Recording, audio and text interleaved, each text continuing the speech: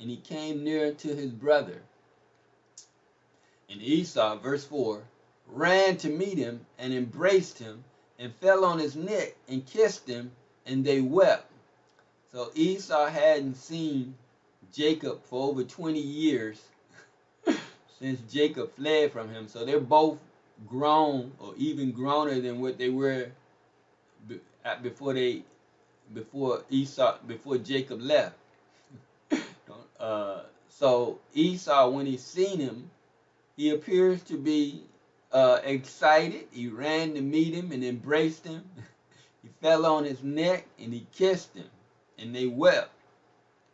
And so it was a reunion. They were reunited. But the scripture doesn't show that they were ever really close to one another. And people hold grudges. And so it's not being pointed out here, but through the process of time, even into this time, in this dispensation, we know that Esau is an enemy of Jacob, of Israel, God's chosen people, the Most High's chosen people. But you got to understand who the Most High's chosen people are even today. And that's part of the problem. Most people do not. They read the scriptures, but they can't discern who the Most High's chosen people are today.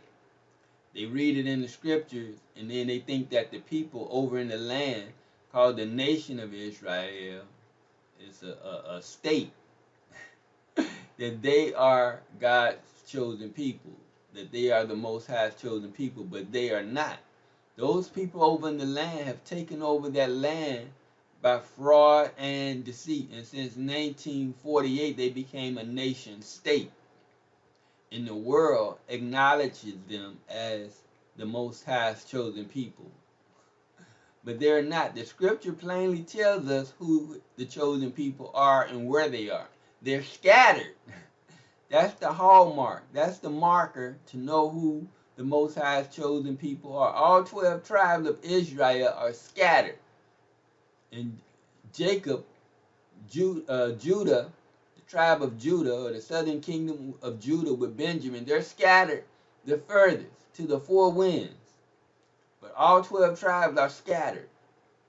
So we're not in the land called the nation of Israel as a people. And people don't recognize us as the Most High's chosen people. We're recognized as whatever language we speak or whatever land we're in. In this case, I'm in America, so we're recognized as black or black Americans or African Americans. We're not recognized as the Most High's people. We're not recognized as Judah, as the tribe of Judah.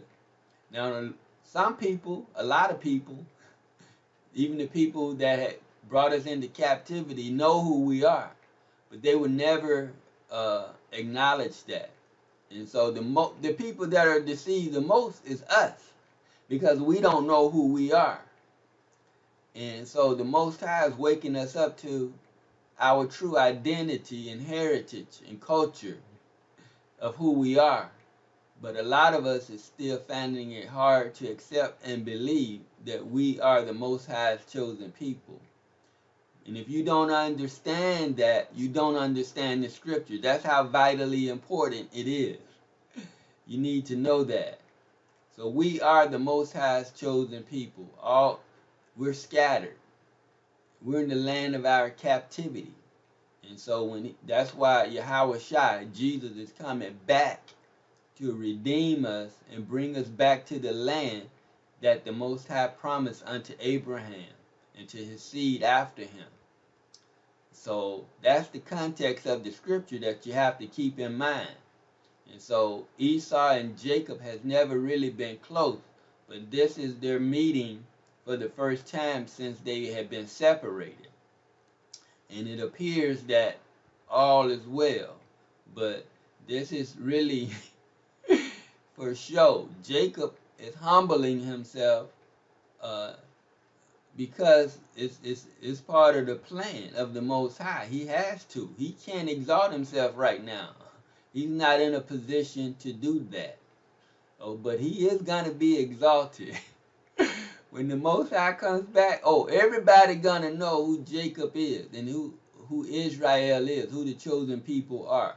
But at this point in time, right now, when he met his brother, he had to humble himself. And so that's what he's doing.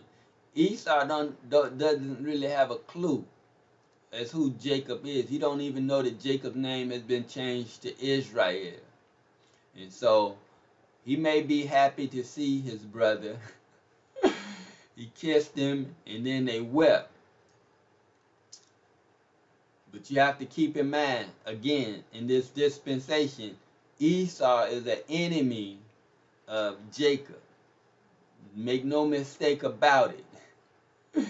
If Esau could have, he would have killed Jacob. And even today, if he could, he would still kill us. And that's what he's been doing, slowly but surely. But he can't take all of us out.